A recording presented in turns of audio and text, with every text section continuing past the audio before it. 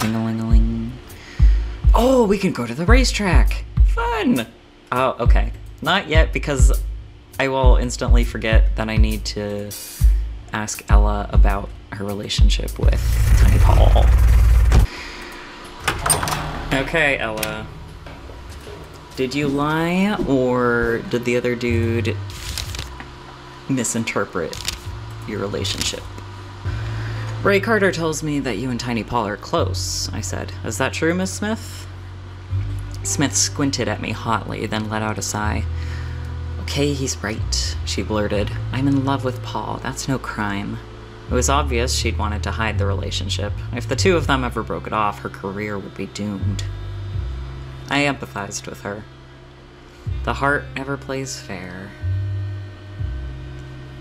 This won't get out on... Ah! I could have used it as blackmail. Oops. My bad. On my account, I promised. But you have to tell me Tiny Paul's whereabouts. She sighed and gave me the address of a Pacific Heights apartment building. He lives in a penthouse on the top floor. Just don't tell him I told you. I thanked her for Paul's address and changed the subject. I don't think there was anything else. But yeah, let's go check in with Frankie because he's our friend. I sat down at the bar and summarized my night for Frankie, including what Shipman had told me this morning. Frankie's eyebrows raised in shock throughout the story. He was attentive and asked many questions. He shook his head in disbelief as I finished the story. There's just some case. You think you'll go through with it? I told him I thought I would. He sighed. I don't know, Malone. These Egan's rats sound dangerous. You sure you know what you're doing? I answered with a stern look. Well, alright. Just let me know if I can help with anything. Big help you've been. Never mind, I said and swiveled my way out of the bar and stomped up the stairs. Let's... Oh, sorry, not Tiny Paul. I want to wait until my tea cools down. Well, yes, I wanted to talk to Stable. Tanforan Racetrack had reopened the previous year with the help of millionaire Adolph Spreckles and some associates, one of whom was Stable. Today, no races were ongoing, and the sheer size of the empty grounds and the grandstands were impressive. I hopped the locked turnstile and wandered the grandstands and some of the grounds, but all my searching turned up nothing and nobody, not even Stable. I returned near the entrance to search for more clues. Wooden slats boarded the window to the old betting house. The Walker Otis measure of 1909 prohibited gambling on horses, which meant most racetracks shuttered, including the Tanforan. But Stable and a few other investors reopened the track with the previous year, claiming to operate without taking bets. Oh, I see how he's made his wealth now. I guess we'll leave. I'd first snuck into the racetrack by jumping the locked turnstile, which had been easy enough. I could leave the same way. Yeah, thanks for elaborating. Alright, Tiny Paul. Paul's building was still new, built only a few years earlier, but it was already a beacon of Pacific Heights, tall and proud above its surroundings. Its crisp vanilla interior was accented with gold, and its elevator was run by an equally immaculate operator. I rode it to the top floor bungalow that belonged to Tiny Paul. Paul's home was extravagant. Every item adorning the apartment was of high quality, but there was an evident lack of finesse to their combination, as though Paul had simply purchased expensive accoutrements without any thought for design. Oh, hey there, Paul.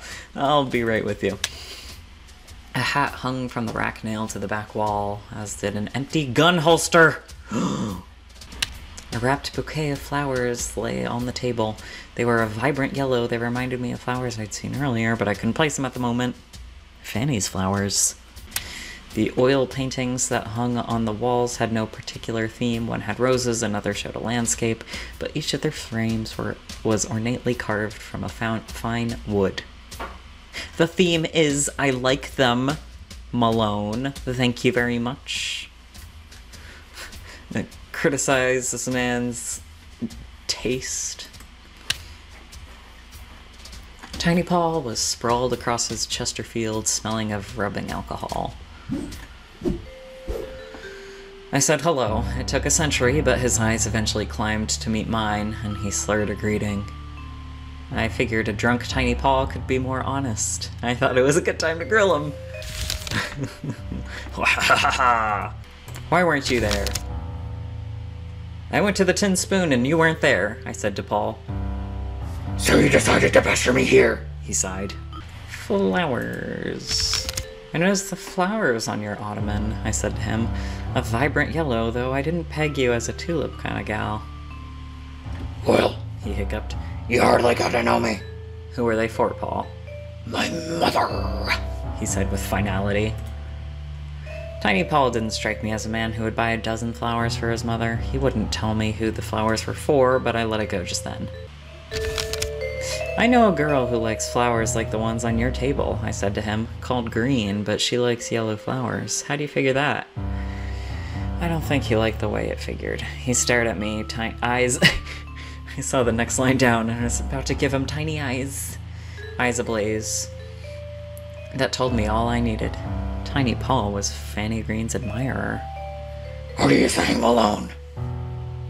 Oh, I just realized. I was trying to give him like a screamo metal band voice, but I just gave him a bad Batman impression voice. Cool. Just asking questions, I said to him. A detective has to cover all her leads. Paul took a heavy sigh, but in his drunken state, he didn't do much more. Can we ask where he was last night? Well, first, let's ask about the gun holster before I forget. I pointed at the empty holster in the room. That strap just hold your slingshot?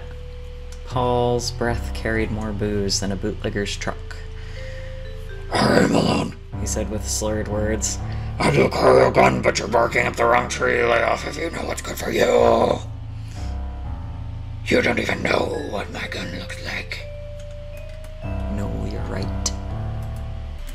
I don't know. Green was killed around midnight, I told him. Do you remember anything from then? After the Jaws stopped playing at 10, I went to the pool room to shoot. I think the whole band came in. We played cards until early in the morning. So you were in the Tin Spoon all night? I asked. After 10. He nodded. Though I did leave before then. I met with Redstone's stable at 9 o'clock, then around 5 in the morning. It seemed like he hadn't slept much. Ooh. You met with Stable, I asked. Why? I ain't telling you that, sister. Then why should I believe you at all? Believe what you want, he snorted. I was in the pool hall when Green was shot. Oh, do you know about his past? Police say that Green was a ghost in San Francisco before 1920, I told Paul. And now he's a ghost here too. And now he's a ghost here too. What do you want me to say, Malone? Oh, I gotta criticize his oil paintings to his face, apparently. Let's see. Paintings. First prophetic passwords from English poets, now oil canvases hanging on your walls. He threw me a languid grin. Well, I've got to play the part if I want to get in the best clip joints. Okay. And then... empty bottles? You've been drinking? I asked Paul about the empty bottles strewn about his apartment. A man drinking himself into a stupor is no crime, or is it, Miss Detective? He hiccuped. I said that it wasn't. Is it not prohibition? I think it is, presently. He just grunted. Oh, no. Sorry, I misclicked. Don't. Yeah. Okay, bye, Paul. Have a nice day. Stable. Must be a long phone conversation.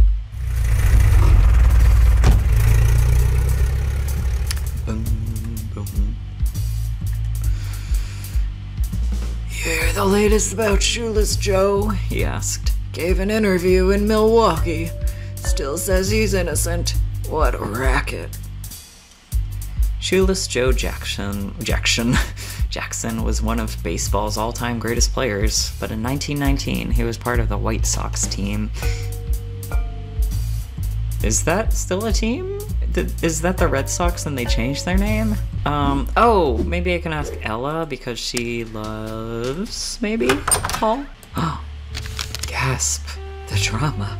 I've got a notion that Tiny Paul and Fanny Green have been having an affair. Ella Smith winced. Miss Smith, do you know about this? I pressed.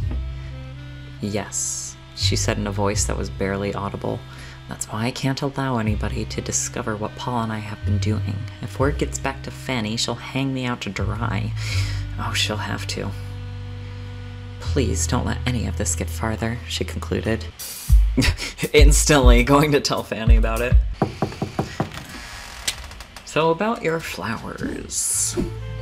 Your chrysanthemums. Oh, but first, do you know what Paul's gun looks like? No. Flowers? Oh, that's the good noise. I've had a few sources connecting you and Tiny Paul. Mrs. Green, is he your lover? Her face turned crimson. She denied my claims with just about every word in the thesaurus. But that face told me enough. She and Tiny Paul were having an affair, which could give her enough motive to kill her husband. I have motive for you. I told Mrs. Green that I suspected Tiny Paul and Ella Smith of being lovers. Mrs. Green gave a simple shrug, her face devoid of any emotion. I brought up the hat on the rack. Who does that belong to? What do you mean? She asked. I think it's my husband's. Green was wearing his hat in the police photo. Fanny winced at my reference to the photograph of her husband.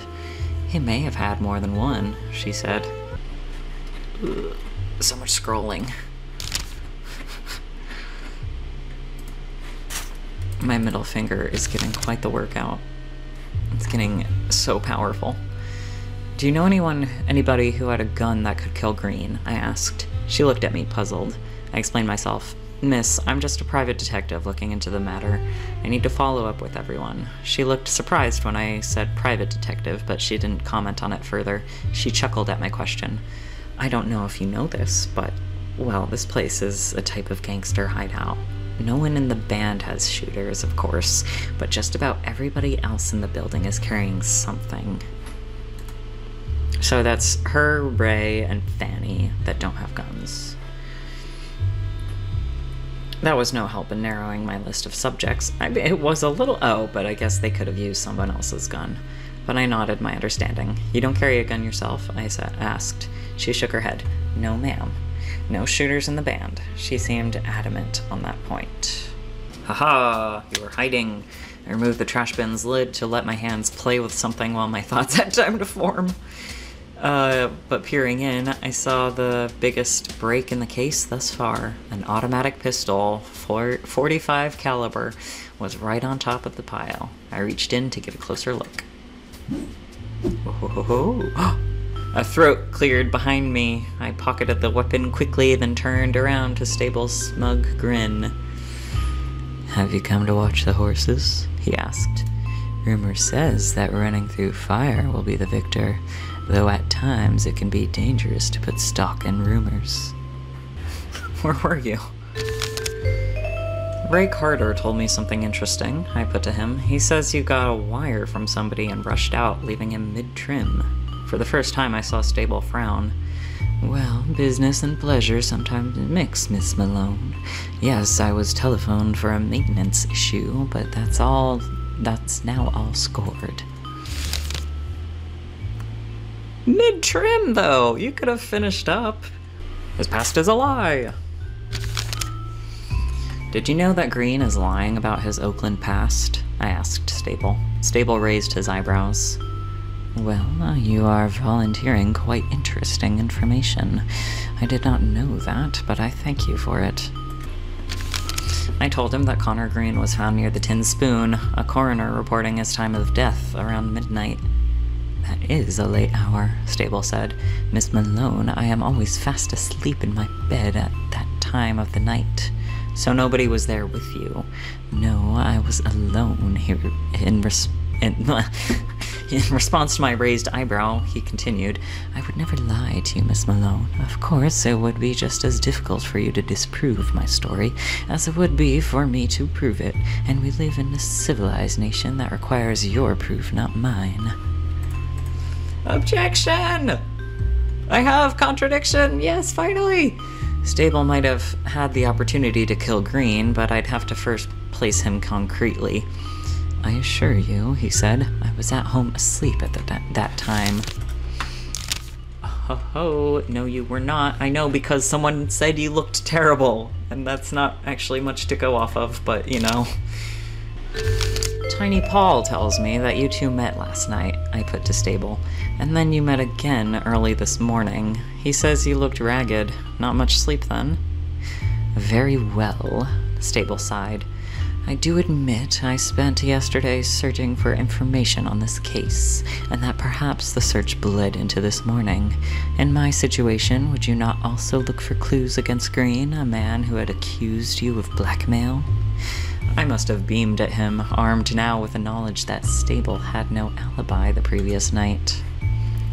However, he continued, in my search to clear my name, I did find a fact that might interest you.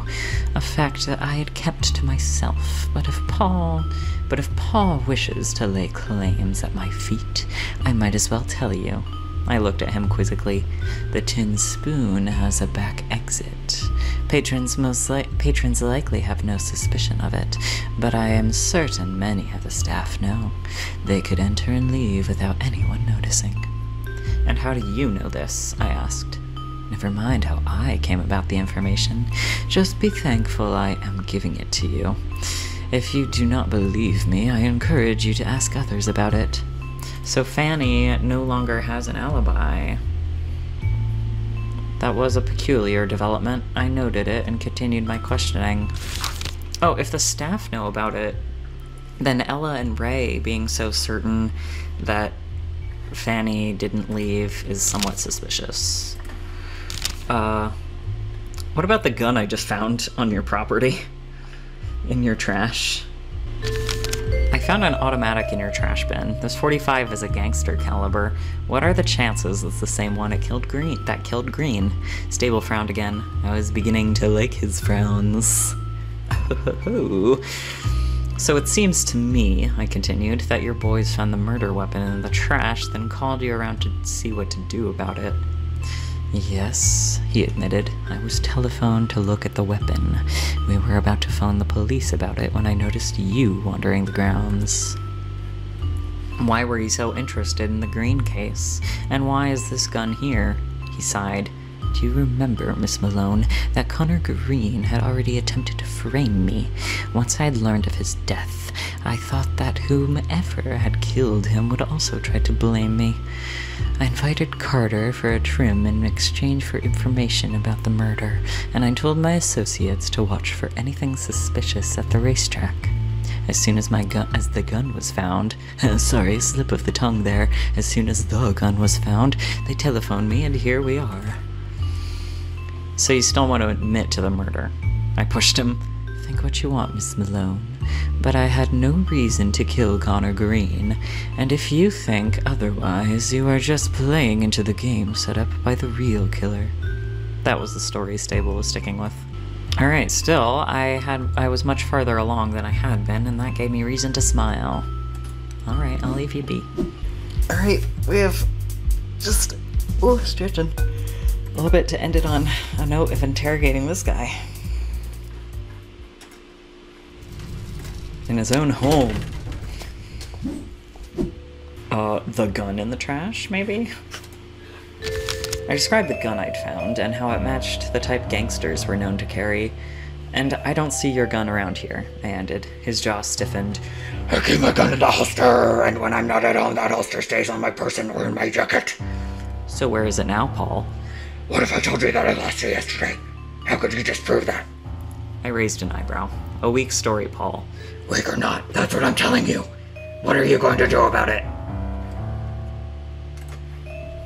Just asking questions, I said to him. A detective has to cover all her leads. Paul took a heavy sigh, but in his drunken state, he didn't do much more.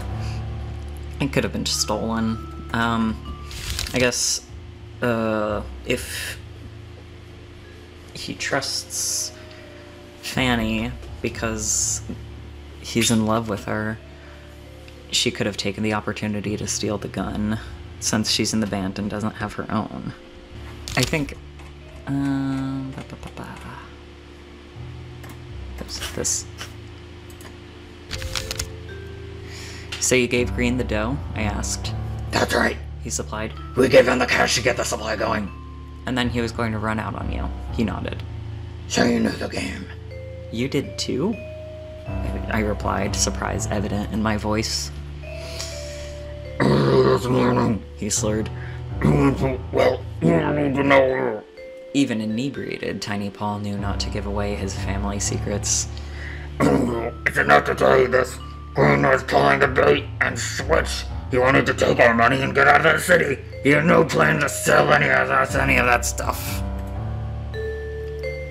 So, yeah, I'm glad he got what he got coming to him, but no. He extended the last letter.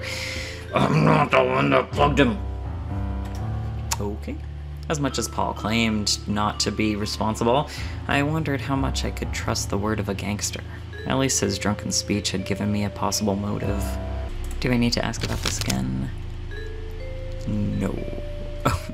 I told Paul that Green had been killed with a large automatic.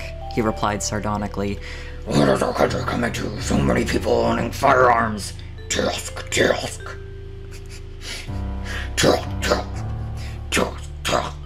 Anyway. Okay. Gotta talk to Ray. About the back exit. I have a source that says there's a back exit at the Tin Spoon. What do you know about this? Ellis Smith nodded. Yes, we do have one. It's behind the women's changing rooms. I can't imagine any of the men know about it. They would never be able to get back there without causing a riot. But the girls use it whenever we need to slip away from customers who are, she paused, too eager. So there's a back exit to the Tin Spoon that only the women know about. That's right, she said. Oh. So I talked to Ray about it. I don't know if I need to now, but just to get corroborating stories. Still patiently waiting here. Haven't up and left yet. Mid-haircut. Nothing better to do, apparently. Do you know about this? I have a source that tells me there's a back exit to the Tin Spoon, I said. Know anything about it? Back, oh no. Back exit. No, I'm afraid I have never heard of such a thing. Okay. Tiny Paul. Does Tiny Paul know about the back exit? He should. It's his place. Like, it's his pub. Hey, Paul. Oh, it's time to end. Okay. Let's finish it off with some Paul. Hey, Paul. Paul. What about the... Where is it? Where is it? It's in statements. Ella. Back exit. There it is. Ella Smith tells me there's a back exit to the Tin Spoon. I put to him. Anyone could get out of the women's changing room without being seen by the doorman. Are you saying I did that? He laughed. Sure, there's a cellar door. We kept shut. I had no idea the girls were using it. But you know, I wanted to get out that way. I'd never get back there without the crowd haggling me. Even I can't just run through the girls' changing room without causing a fuss. So he claimed he didn't use the door. So she could have left. Oh, Ella Smith tells me Lil Fanny was absent from the billiards room at midnight. So? He asked impatiently. So was she? Mama, when I've got my head down in a poker game, the building could burn to the ground and I wouldn't notice. I know she came up with us, and I walked her to a cab. When we left. Otherwise, I don't know how other than a billiards room. Sorry, I was overtaken by a yawn there. So I'll go back to... Wait, I'm trying to stop talking to you. Right, this.